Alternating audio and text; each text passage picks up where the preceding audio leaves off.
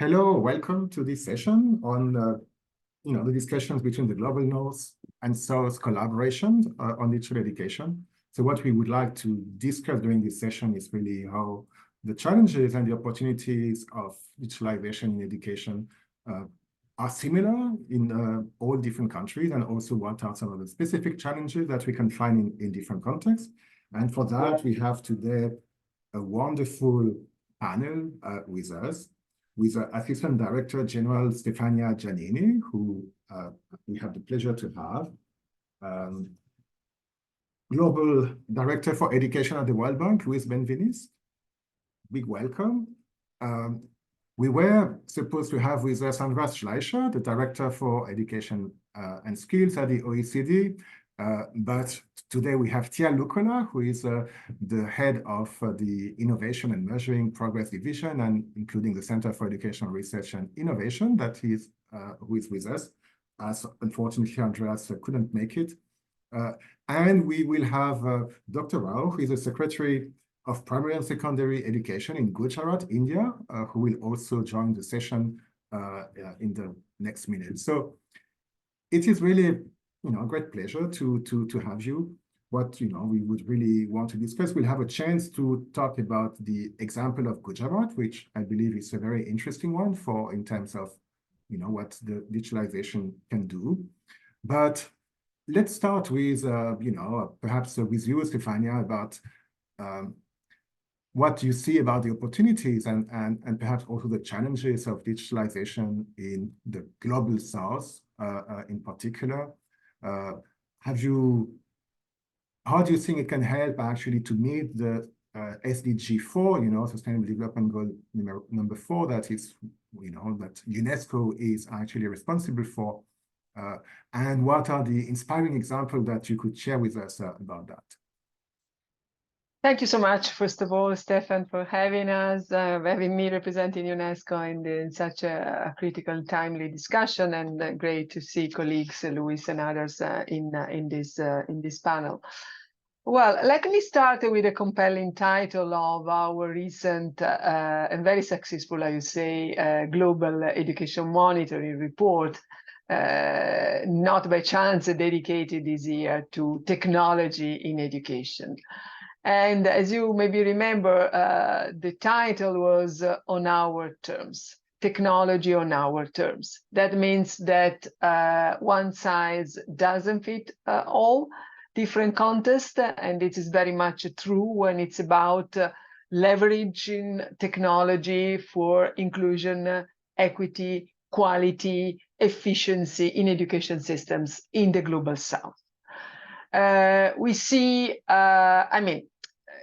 in this post-COVID era, let's say, we see technology as an essential part of the future of education. I don't see any real new promising horizon. Also to focus on inclusion and equity, which are the two main principles which inspire UNESCO vision on education, without leveraging the power of technology. However, we all know that the digital divide is still very huge. Half of the world, to put it simply, is out of internet, out of connectivity.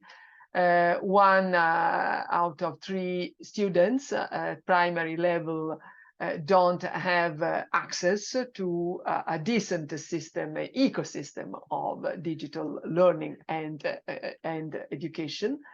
So that's why we need to support the Global South, especially African countries, in integrating digital platforms, digital content, and also, crucially, teachers' digital competencies in a new approach and ecosystem. And we are, as a UNESCO, working on this important part of the agenda since many years, at least starting from 2016, the year after the launch of 2030 Agenda and SDG 4. In many countries, especially in the Global South and Africa, Ethiopia, Mozambique, Rwanda, Zimbabwe, and we we worked very much during the COVID-19 pandemic to ensure continuity of learning through connectivity and digital platforms in those contexts where it was possible to do like this. And we established the Global Education Coalition, as you maybe remember, where all of you actually were and still are partners, including also the private sector.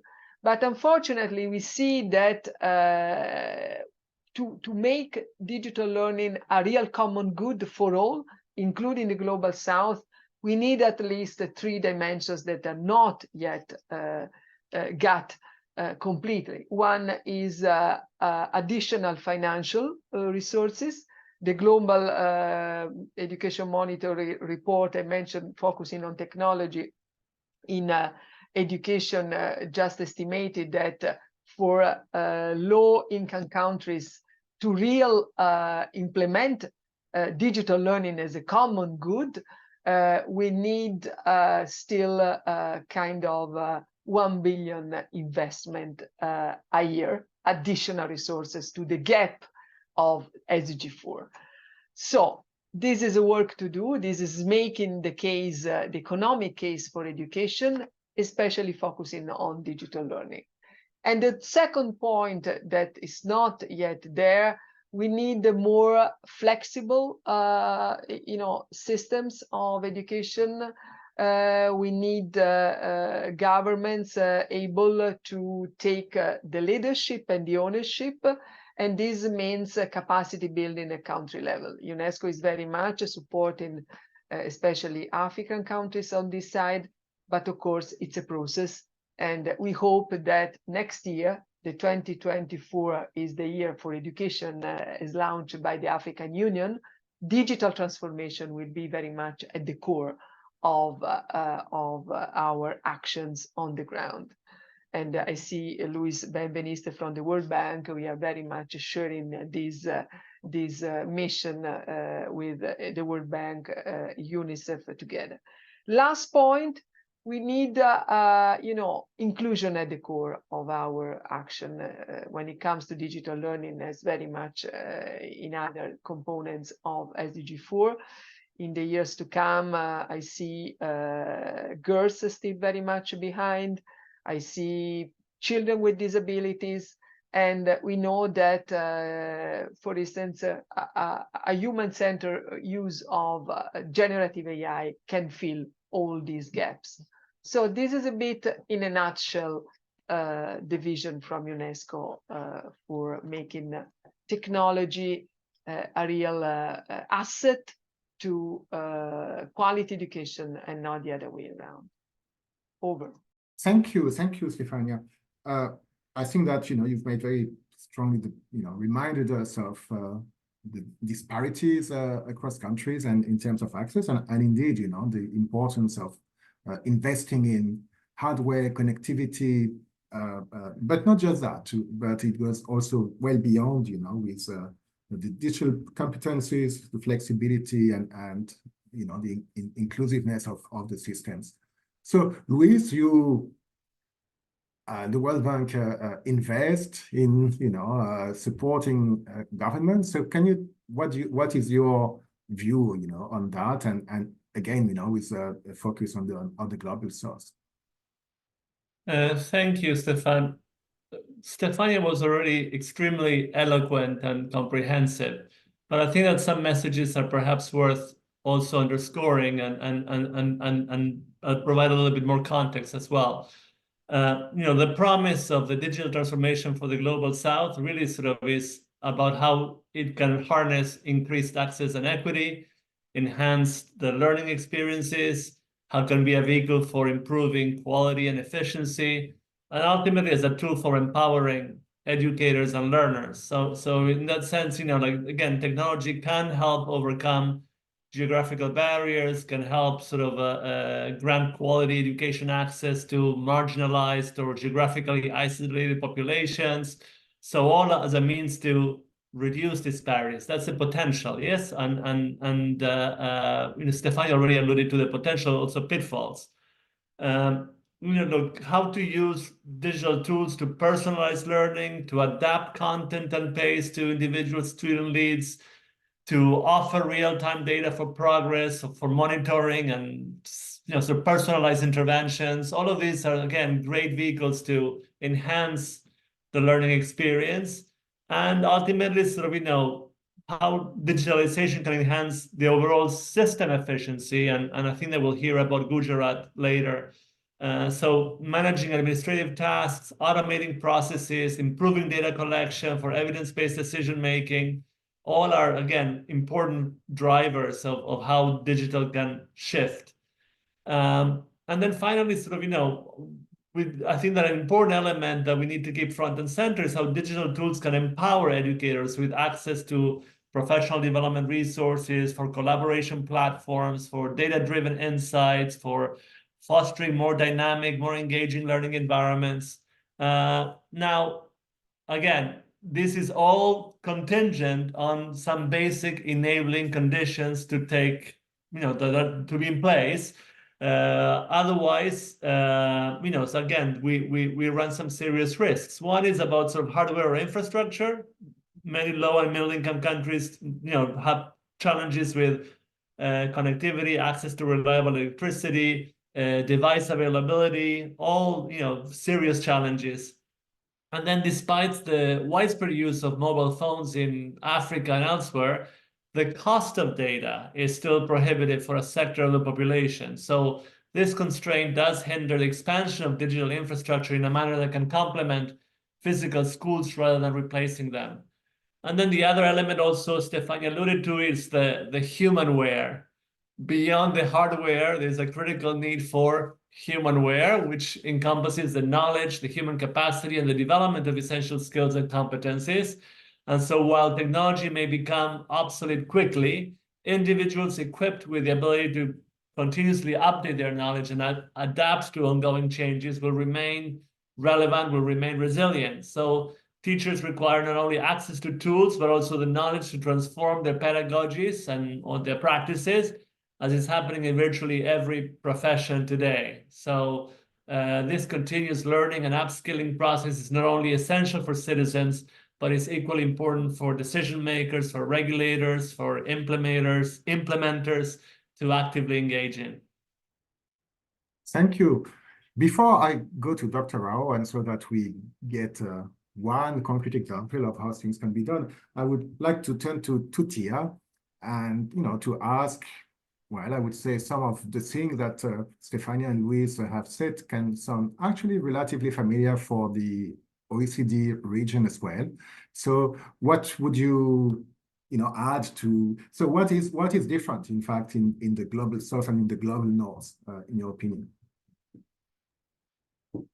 It's actually, it's a good question. What is different? And now that I was listening to Stefania and Luis, I really realized that, yes, indeed, we all work in the same sphere, and we collaborate in the global coalition on these matters. And the objectives for the use of digital education that you both listed are very much the same we talk about among the OECD members, and also the challenges. So the willingness to improve access and equity and data collection and personalized learning and so on. I'm not going to repeat all that.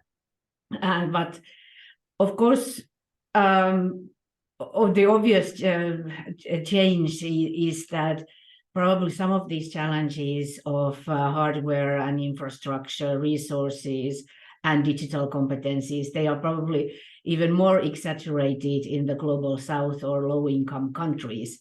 That while we talk about them in the OECD context, I do understand that the challenge is even greater when it is really about not having any resources or infrastructure at all. But maybe one comment to say that also there are differences within countries. So for instance, within OECD countries, we see that there are some countries such as Canada where the huge size of the country makes it very difficult to have the same connectivity across the whole territory. But I would also say that we had an example, for instance, this morning in the first session of the day with Egypt, where we saw that in a country that might not always have the best resources, they have more willingness to take on board and to take action and to take the opportunity that the digitalization offers. So sometimes there may be more agility in some countries outside the OECD area that we might not see in OECD countries. Thank you, Tia. Actually, this is a great transition to go to Dr. Rao in Gujarat. So welcome, and we are very happy that you can join us.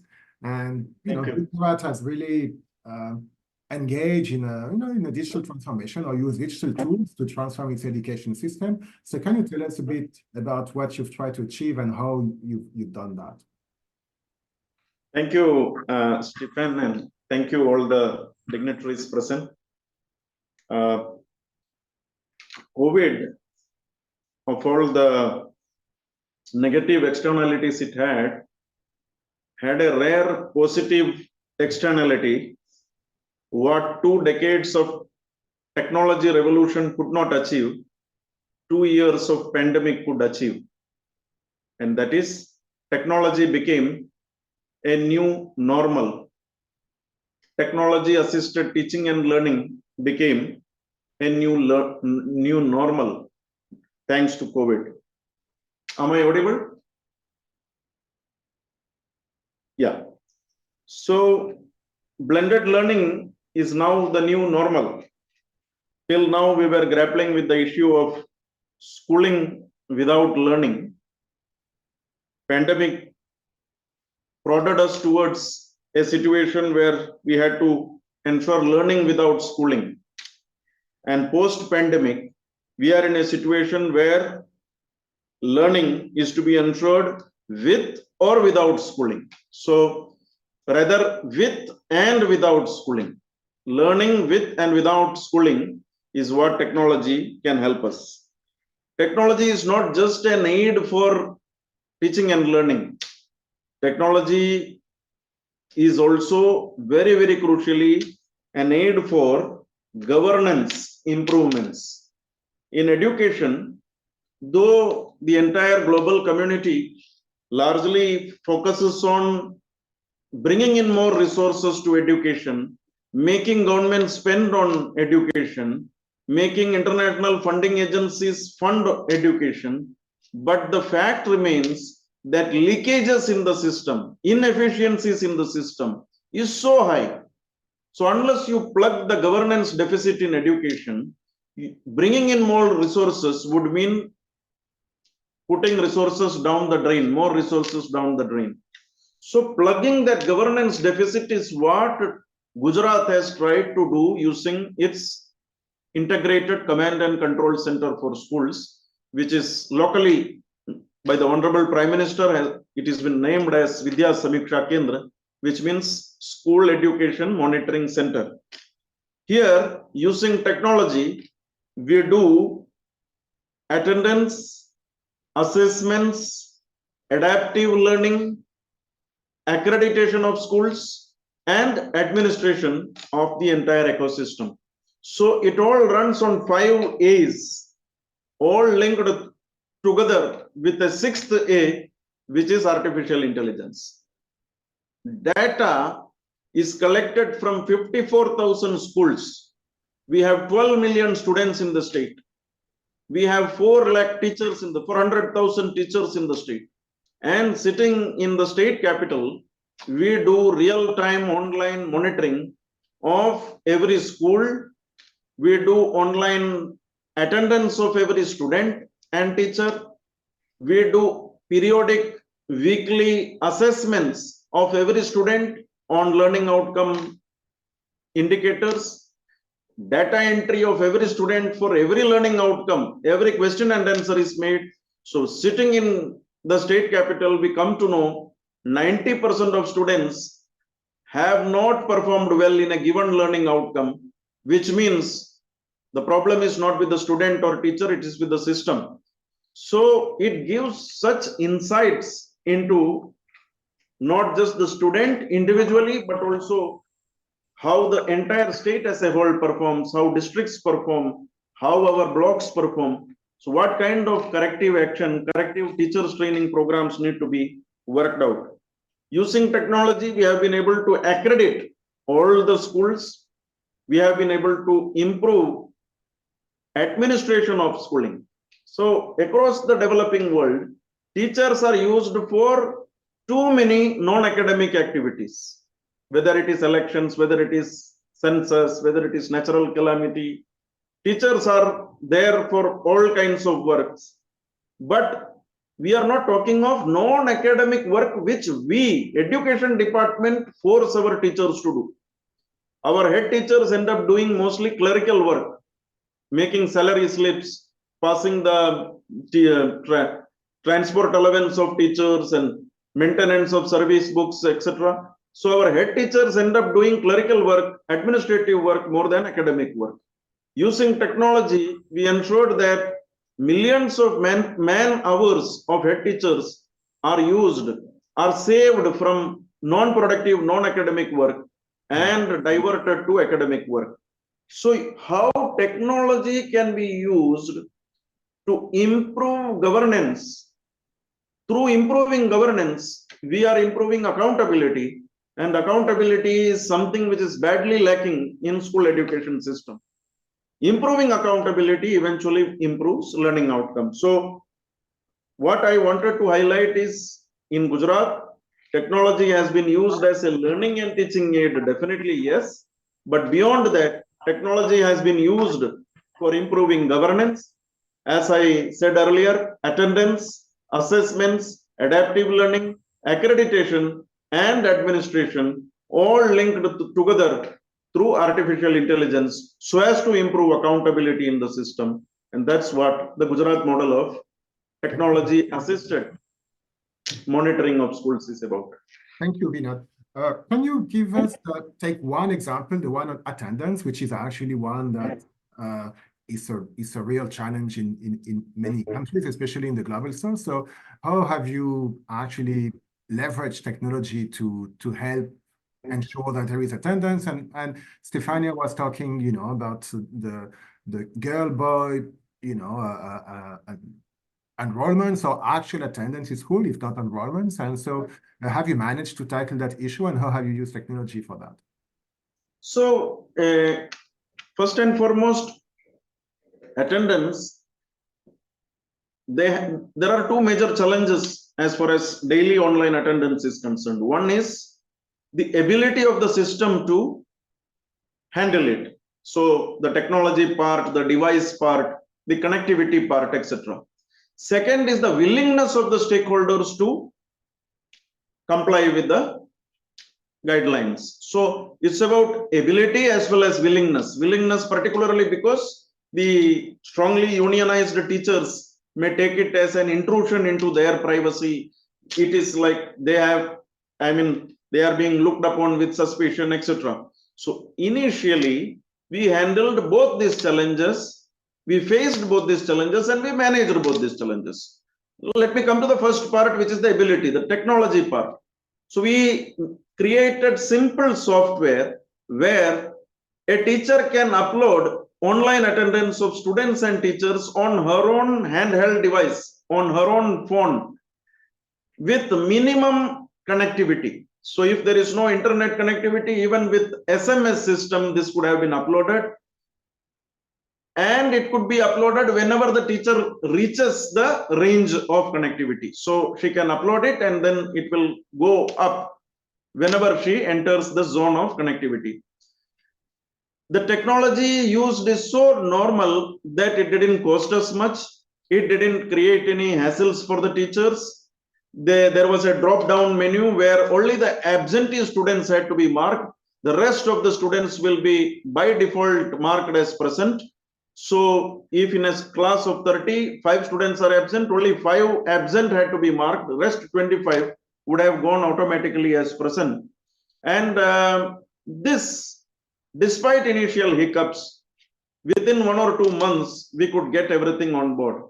Second part is willingness. Willingness of teachers, teachers associations, and other stakeholders. So we had several rounds of deliberations, and they all protested initially. There were strong agitations. Nevertheless, since the government stood firm and we got that political support from the government, once they were very clear that this had to happen, they all fell in line. Within 2 to 3 months, we got almost 100% compliance. What we saw was within 1 year, 26% increase in regularity of students in primary schools. We have 5 million students in primary schools. Students with more than 80% attendance in a given month increased by 26%, and that translates to more than 1.3 million students becoming more regular in schools. Our teachers, we have about 200,000 teachers in primary schools, government primary schools. We had 10% improvement in regularity of attendance of these teachers in 1 year. Within the first 6 months of introducing online attendance, we dismissed, terminated from service 150 teachers because they were outside the country for a long time and their names were continuing in the schools. So this kind of cleaning up exercise we could do. We could do deduplication of names across various schools. So this deduplication exercise is important because this data cleansing only can give us the real residual numbers. How many students actually are not enrolled? Again, in the entire education ecosystem, something which is not talked of is hidden dropouts. Hidden dropouts are unreported dropouts. Their name is enrolled in the school. They don't come to school, but their name continues. Therefore, in our entire formal database, they are seen as inside school, enrolled. They are not out of school children. They are not dropouts. They are shown as attending schools. Since they are shown as attending schools, teachers' posts get sanctioned. Teachers are appointed. Students do like more than the actual number of students. So this way, the system gets sabotaged. Because of introduction of online attendance system, we could actually identify hidden dropouts, unreported dropouts. Students who were required to be removed from the roles we removed. Students who had to be approached and made more regular, we could approach them, make them regular. We involved the parents, we involved the community, we made teachers go to parents and do counseling and make them more regular. So online attendance is very crucial. Attendance appears to be so simplistic in larger discourse of education, where we talk of pedagogy, learning techniques, technology, etc. Attendance seems to be too simplistic an issue to address, but actually that is one of the most crucial issues to address, because learning outcomes is directly proportional, directly linked with regularity of attendance. Thank you, Vinod.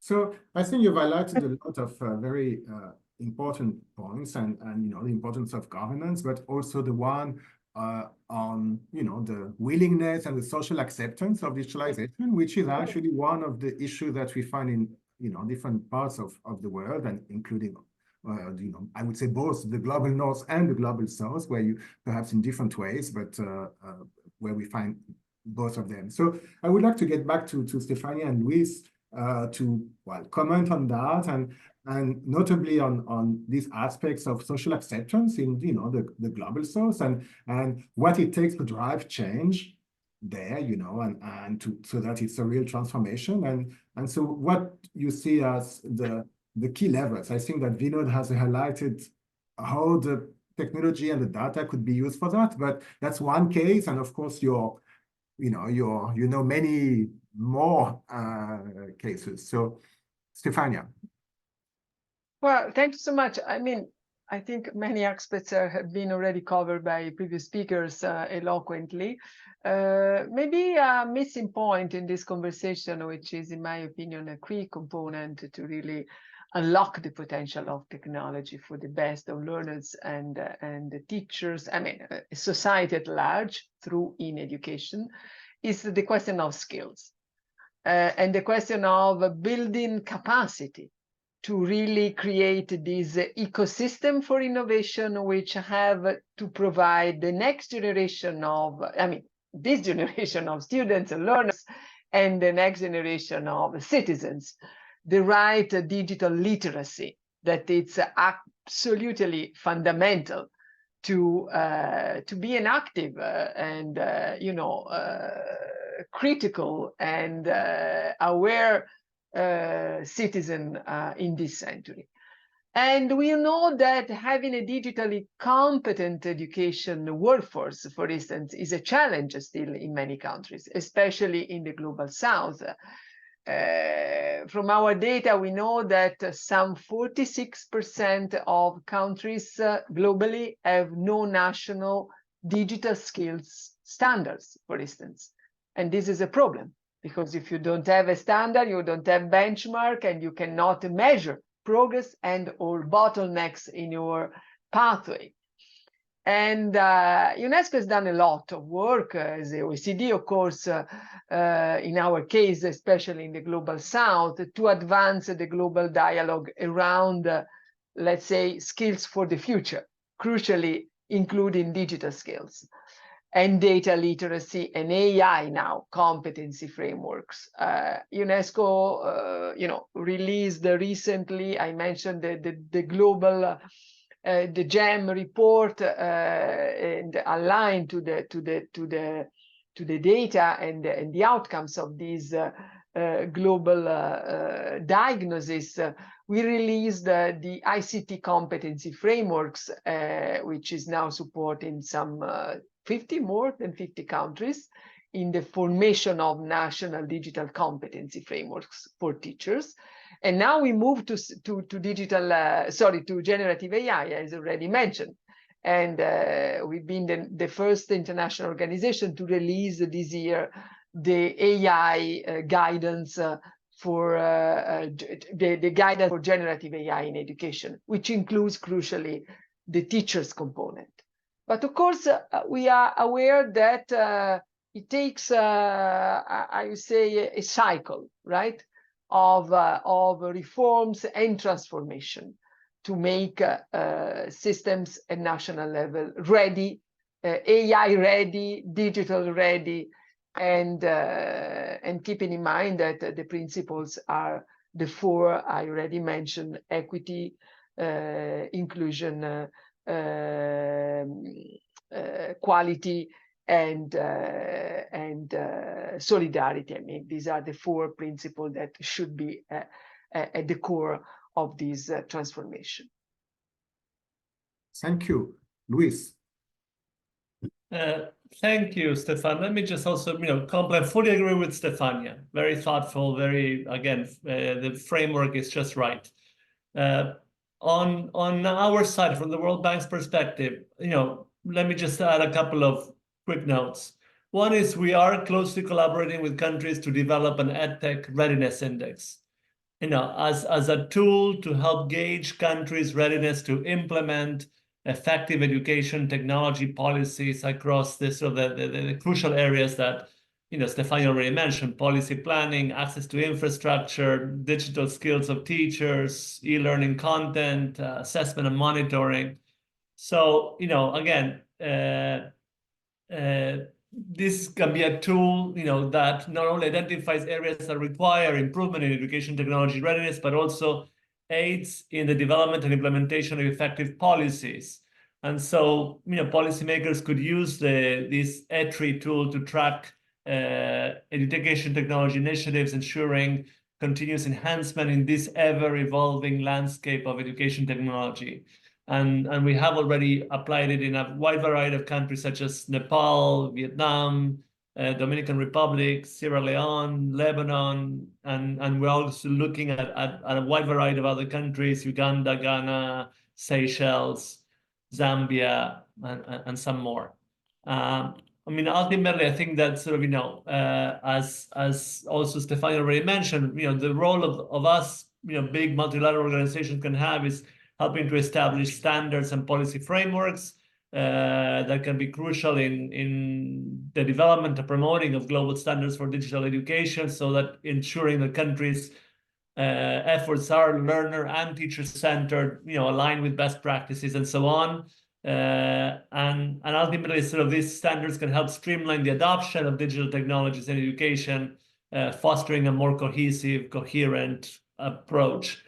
And then for facilitating collaboration. So in addition to serving as a platform, again, sort of we can leverage our own networks to connect countries with similar types of education goals, and fostering partnerships, fostering knowledge exchanges, all of this, again, sort of, I guess, the landscape is quickly evolving, becomes an important vehicle to ensure that, everybody can have access to these opportunities. Funding is obviously matters, technical assistance obviously matters. So again, this is a role that we can play, and so it's a knowledge with the financing support.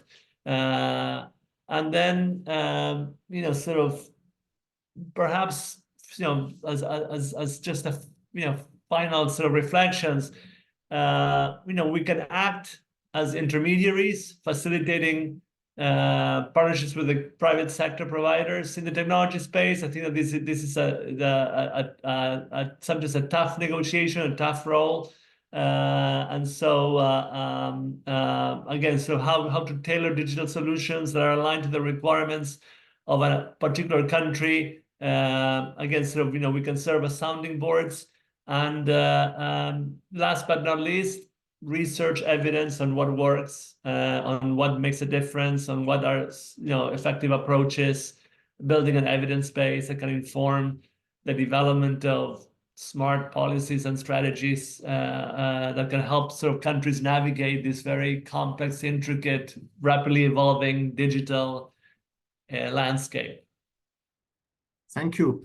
So we're going then to tackle some of the questions that we have from the audience. And actually, if you have questions, don't hesitate to put them in the question bar, in the platform. So I would like to give a chance with Tia to also actually contribute on this question of governance and social acceptance, and how we can, and the driving change question. And if you have some reflections on that for the OECD area, or on what could be done for in the global south.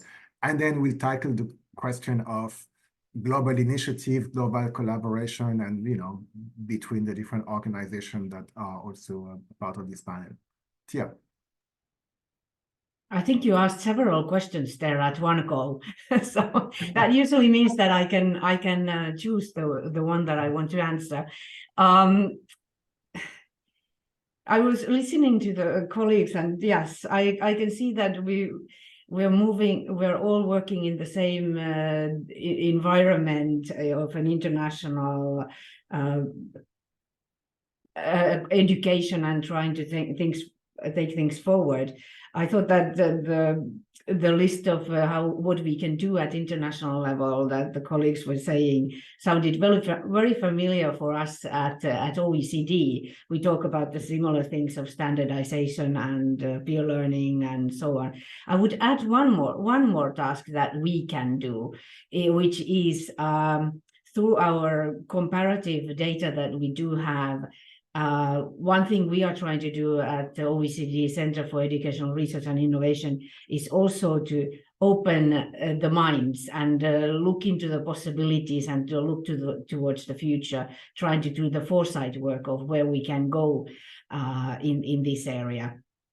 And indeed, in our work, we talk a lot about interoperability, so which links to the governance of all these systems that we have, and that seems to be a challenge in many of the OECD countries still. And when I was listening to the presentation from Gujarat, I thought that it was very interesting how you link together the improving governance, improving accountability, improving the learning outcomes, that all those feed in together.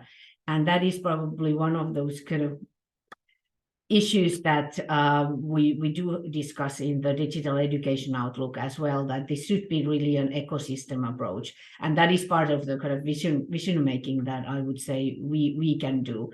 And that links to the governance, and it links to the issue of, are we talking, one thing that I've been thinking about in the past 2 days as we've been going through these sessions is that, are we talking about just the ecosystem of a digital education, or are we actually talking about the ecosystem of, in general, of the society that is digitalizing itself?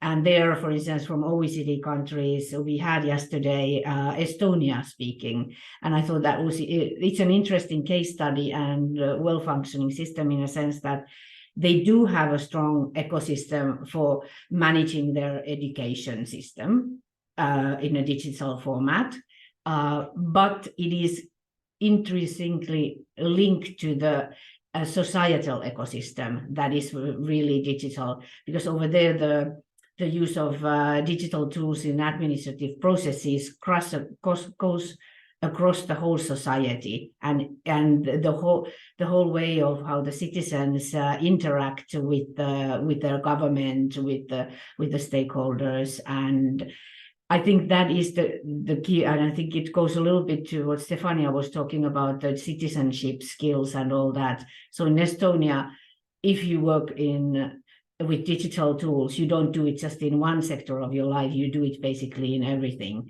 So maybe we shouldn't be talking just about education, digital education ecosystems, but societal digital ecosystems.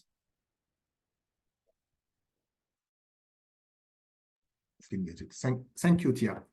We have one pointed question before I come back to the other panel for the last wave of questions around global collaboration, for the digital transformation. And I ask also Vinod to contribute on that, on what the global institutions could actually bring to states and countries like India or Gujarat. But we have one question from the audience, which is about how global education leaders are actually collaborating to help to bridge the infrastructure divide, so really, so would you, Stefania or Luis, want to say something about that? Who wants to?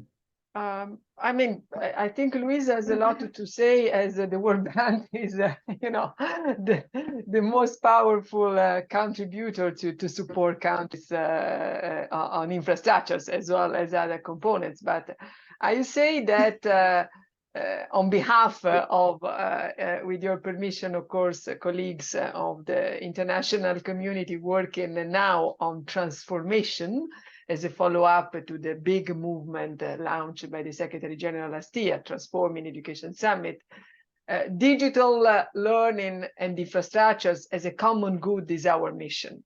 So I think that we are continuing in this advocacy, exercise collectively. We are taking the initiative to bring up education on the global agenda and the digital learning and as a common good. So that's our point. Over. Maybe I'll complement what Stefania just said. I think that offering a few examples of the kinds of things where we are supporting hands-on, various countries, and just also because it's a big question with many different angles, and it just depends on whether you look to the basic education sector or the higher education sector. So just as a smattering of the kinds of things that are possible. Like in Nigeria, we've been working with the Edo basic education sector and skills transformation on an operation that leverages technology to improve teaching and learning processes. And that means, so, again, investing in institutionalized structured lesson plans for teachers and blended learning, using like what's dubbed the Edo Best at Home program to provide students support with remedial education. Now, like in Turkey, again, as much of this work also came out from as COVID emergency response projects, We've been building future resilience in education systems, by creating hybrid learning models to support access to digital resources, improving connectivity and access to education data. Again, this is a way to sort of help build a national ecosystem of innovators to support the development of new learning resources and building capacity of teachers. If we go sort of at a higher education level, for example, in Burundi, we've been supporting sort of a skills for jobs for women and youth. Again, that's looking at sort of how to sort of support a new institute of computer science and computer engineering and digital transformation that is anchored at the University of Burundi. So that, and this is that in partnership with world-class universities, again, to have sort of a coherent curriculum and channel for building digital skills. And then sort of, in a place like Pakistan, where in our higher education development project, we have been supporting higher education institutions with that ICT technology, hardware to improve the teaching and learning, but also upgrading the Pakistan National Research and Education Network. Again, sort of again, provide that institutional sort of basis for sort of the development of the sector as a whole. So again, those are all ways. Like in Ecuador also, for example, where we on a TVET program with the Secretariat of Higher Education, Science and Technology, we've implemented an adaptive computer-assisted remediation pilot, where again, so we've been working with technological institutes to support students enrolled in technological programs. So again, these are all kind of different ways in which we've been supporting countries in sort of the building both the infrastructure, but also, as I mentioned before, the humanware to ensure that the principles of access and equity and innovation are well grounded. Thank you, Luis. So Vinod, what would be the kind of international initiatives or things that coming from elsewhere that you would find to be very helpful to support Gujarat, for example, but other countries? So Gujarat today is implementing the largest school modernization program.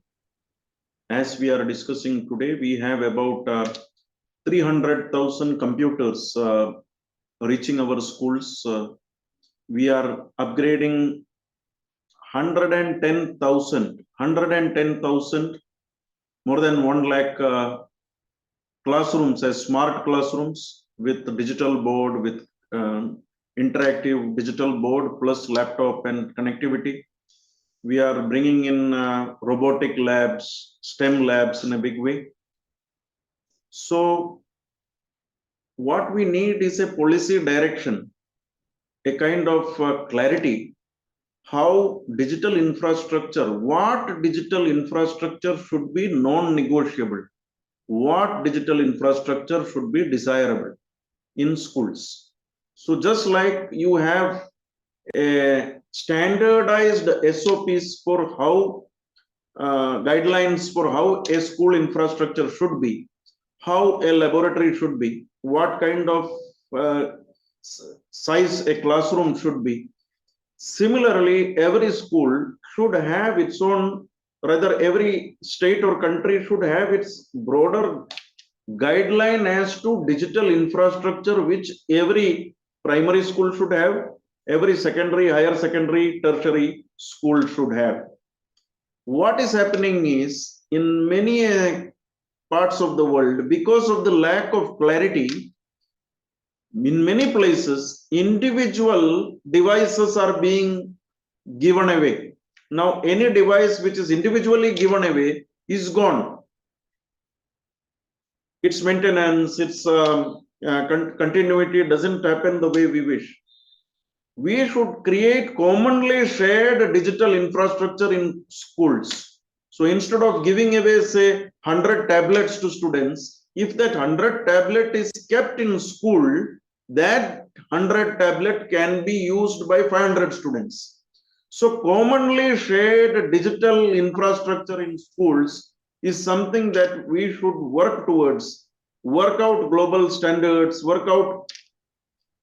our global digital manufacturers, big manufacturers, to create customized devices for schools. Why can't we have customized laptops for schools, customized desktops for schools, sturdy, student-friendly? They may not require modern, ultra-modern features.